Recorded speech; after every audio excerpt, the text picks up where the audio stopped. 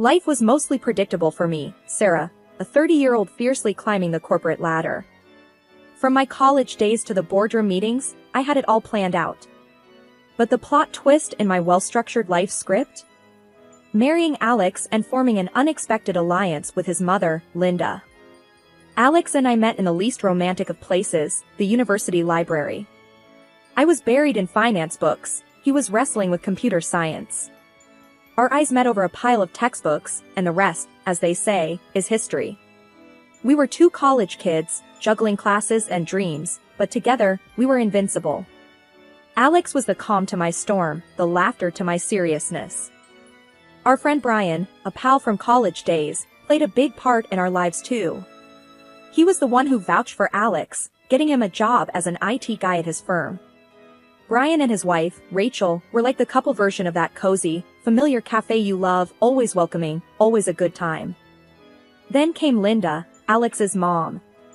I'd heard the horror stories, the meddling, the judging. But Linda? She was different. Warmth radiated from her like the sun on a chilly morning. She welcomed me not just into her family but into her heart. Sarah, you're exactly what Alex needs. A strong, smart woman. He's a lucky man, Linda would say, her eyes twinkling with sincerity. And somehow, her words made me feel not just accepted, but cherished. Our relationship was a dance of mutual respect and affection. Even on my busiest days, I'd make time to call her, just to check in. Hey, Linda, it's Sarah. How are you holding up? Oh, dear, just the usual. But tell me, how's work? Don't let them overwork you, Linda would reply, her voice always laced with concern. We'd chat about everything and nothing, from her legendary apple pie recipe to the latest office politics. Linda wasn't just my mother-in-law, she was a confidant, a friend. We were a trio bound by love, but even the strongest bonds can fray under the weight of unspoken truths and unmet expectations. And as the days rolled into nights, the cracks began to widen, setting the stage for a storm that was silently brewing on the horizon. The glow of my career cast a shadow over my personal life. With each promotion and business trip, the distance between Alex and me grew. Our home, once a sanctuary, started to feel more like a hotel for me, a place to crash between flights. One evening, I returned from a grueling 2-week trip. The house greeted me with a cold silence, and a mess that seemed to scream neglect. Pizza boxes piled up like a monument to Alex's apathy, and the laundry basket overflowed, a testament to the widening gap in our relationship. Alex, this is ridiculous. It looks like a dump here. I snapped, my frustration boiling over as I surveyed the chaos. He looked up from his computer, his eyes barely registering my presence. Hey, Sarah. Chill. Yeah, it's just a bit of mess. No big deal. No big deal? I work my butt off, and you can't even manage to keep the house clean? Is that asking too much? My voice was sharp, the words slicing through the tense air. He shrugged, a dismissive gesture that fueled my anger. You know I'm not Mr. Clean. Why fuss about it? Why?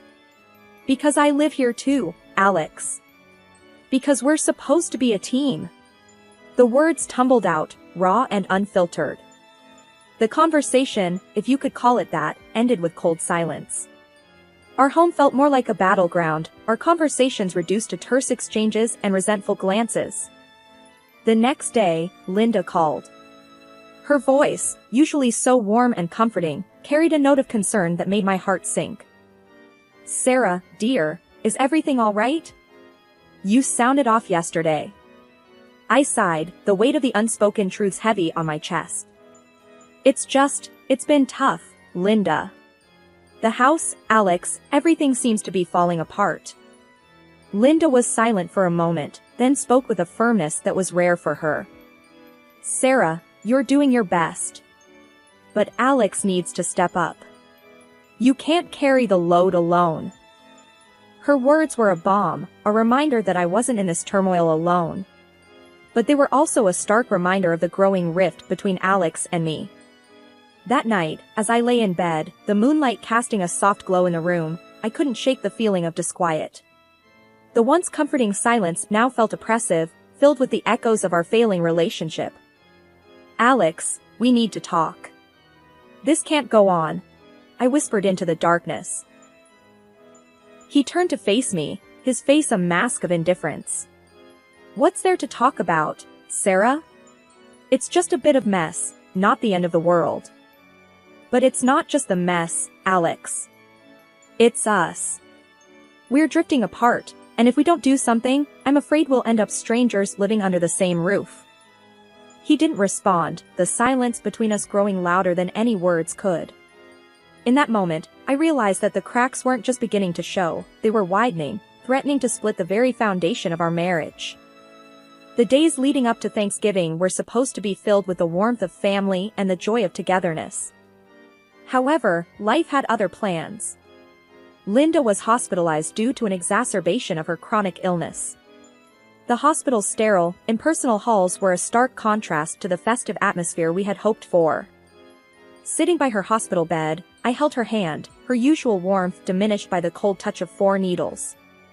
"Linda, you won't spend Thanksgiving here. I'll pick you up and we'll celebrate at home, just like we always do," I assured her, squeezing her hand gently. She smiled weakly, a shadow of her usual vibrant self. "Thank you, dear. But what about your work?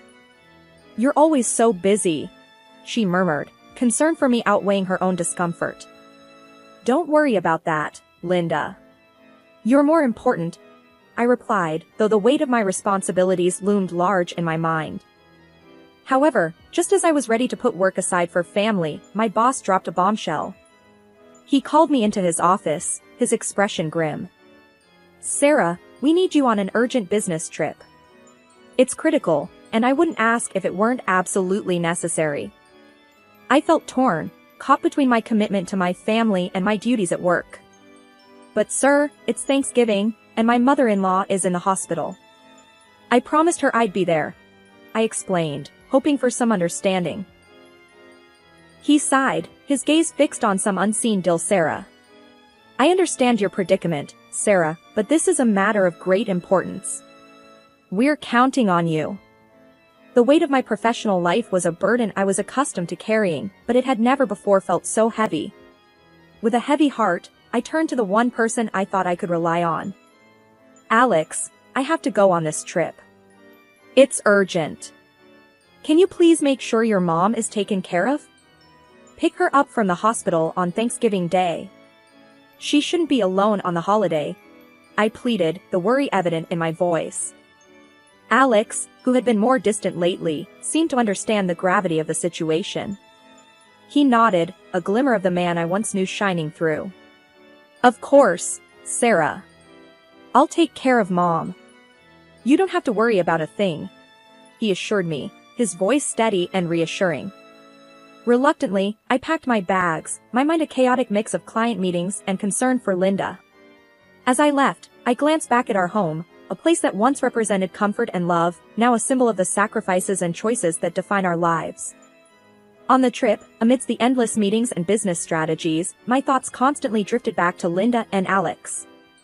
I found myself checking my phone incessantly, hoping for an update, a sign that everything was as it should be. But it was the silence that spoke volumes, the absence of messages or calls that painted a picture far from the reassuring promises made. As the critical hours ticked away, the unease in my heart grew, a foreboding sense that this Thanksgiving was going to be unlike any other we had ever experienced.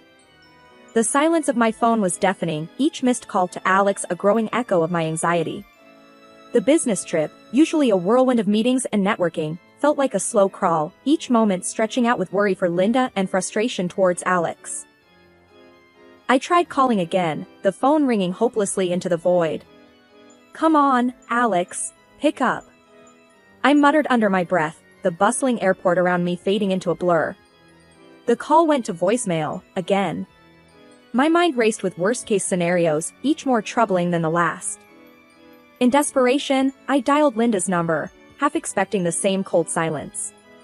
But after a few rings, her frail voice came through, weak and tinged with sadness. "Linda, it's Sarah. I've been trying to reach Alex. How are you? Is everything set for Thanksgiving? My words tumbled out, a mix of hope and dread. Oh, Sarah. Linda's voice broke, a soft sob cutting through. I'm still at the hospital. Alex, he didn't come. My heart sank, a heavy weight of betrayal and worry settling in. What? But he promised. He said he'd be there for you.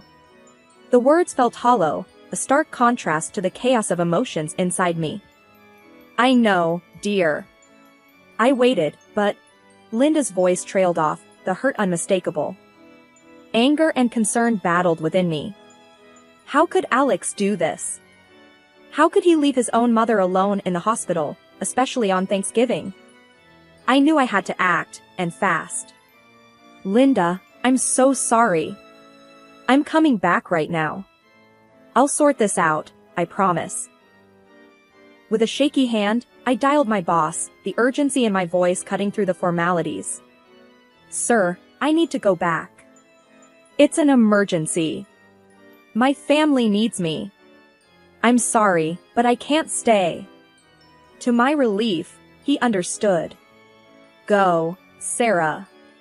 Family is important. We'll manage here. The relief was short-lived, replaced by a sense of urgency. I rushed through the airport, each step fueled by a mix of worry for Linda and a growing anger towards Alex. As the plane took off, my mind raced with unanswered questions. Why didn't Alex pick up Linda? Where was he? And most importantly, what would I find when I got back? The flight felt like an eternity, each mile home a mix of dread and determination. I was going back, not just to salvage the remains of Thanksgiving, but to confront the unsettling truths that lay hidden behind Alex's unanswered calls. After the draining flight and the tense drive, the world seemed to slow down as Linda and I approached her house. I managed to pick her up from the hospital.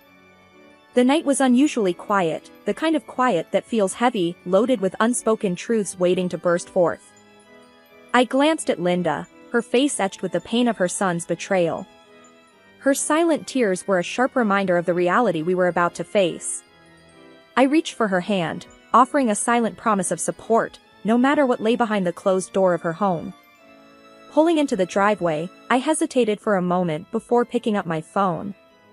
It was time to confront Alex, to demand the truth that had been so carelessly twisted. I dialed his number, my heart pounding against my chest. After a few rings, Alex's voice came through, casual, unaware of the storm that was about to hit. Hey, Sarah. What's up? Alex, where are you? And where's your mom? My voice was steady, each word a carefully laid trap. There was a brief pause, and then, oh, Mom's right here. We're at her place, getting things ready for Thanksgiving, just like we planned. The lie was so blatant, so hurtful, that for a moment, I couldn't breathe. Linda, sitting beside me, let out a soft whimper, her heartbreak audible in the cramped space of the car. I ended the call and turned to Linda, her face a portrait of a mother's heart shattered by her own son's lies. We're going to get to the bottom of this, I assured her, though my voice trembled with my own swirling emotions. Linda nodded, a silent warrior bracing for the battle ahead. We got out of the car and walked up to the front door. The familiarity of the place, once a symbol of family gatherings and joyous celebrations, now felt tainted, corrupted by the web of lies spun within its walls. Linda, with a hand that trembled ever so slightly, unlocked the door. We stepped inside, the dimly lit hallway leading us towards the faint sounds of conversation and laughter, a stark contrast to the somber mood that clung to us like a second skin. As we moved quietly towards the living room, the reality of the situation hit me like a physical blow. There, in a scene that seemed surreal in its normalcy, was Alex, sitting cozily next to Rachel, Brian's wife. The laughter, the intimacy of their posture, spoke volumes of the betrayal that had been hiding in plain sight. For a moment, time stood still. The air was thick with tension, the silence a stark prelude to the storm of emotions about to be unleashed. Linda's presence beside me was both a source of strength and a poignant reminder of the pain inflicted not just on a wife, but on a mother. The silence in the room was deafening, the air thick with the tension of a moment that none of us could have imagined. Alex and Rachel, caught in the act, looked like deer in headlights, their guilt written all over their faces. "What the hell is this, Alex?" My voice was a mix of rage and disbelief, my words cutting through the silence like a knife. Alex stuttered, his usual laid-back demeanor shattered by the gravity of the situation. "Sarah, it's not what it looks like. I can explain." "Explain? Explain how you could do this to your own mother? To me?" I shot back, the fury in my voice making my hands tremble.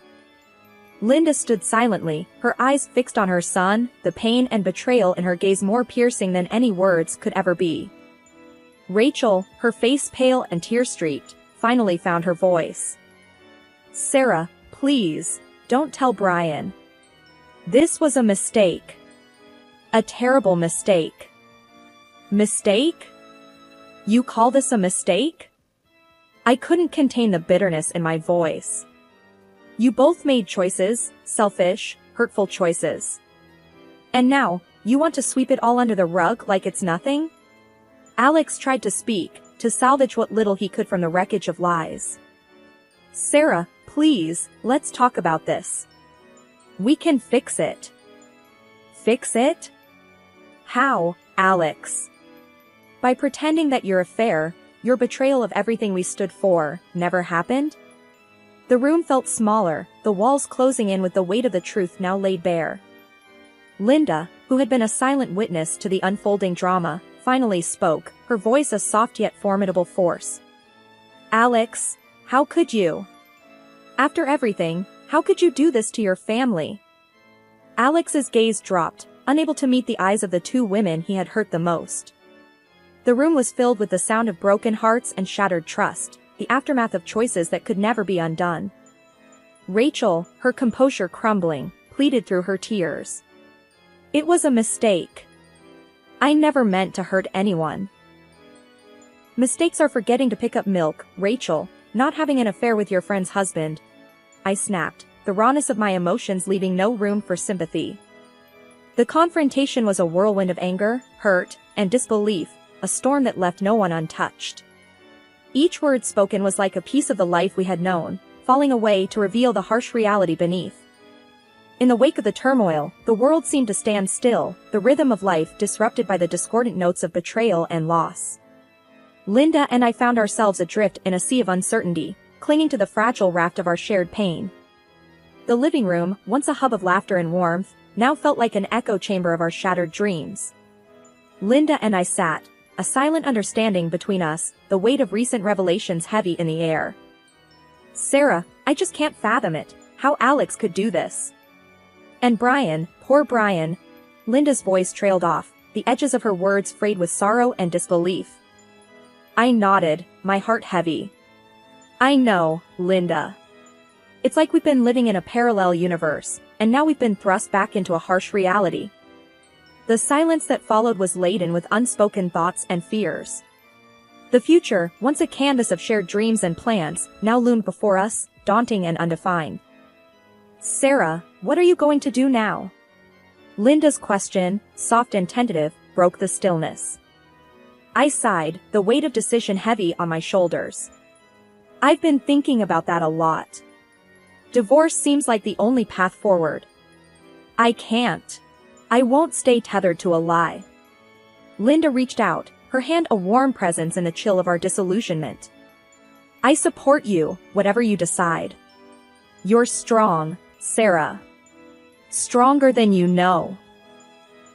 Her words were a balm to my weary soul, a reminder that even in the darkest times, we are never truly alone.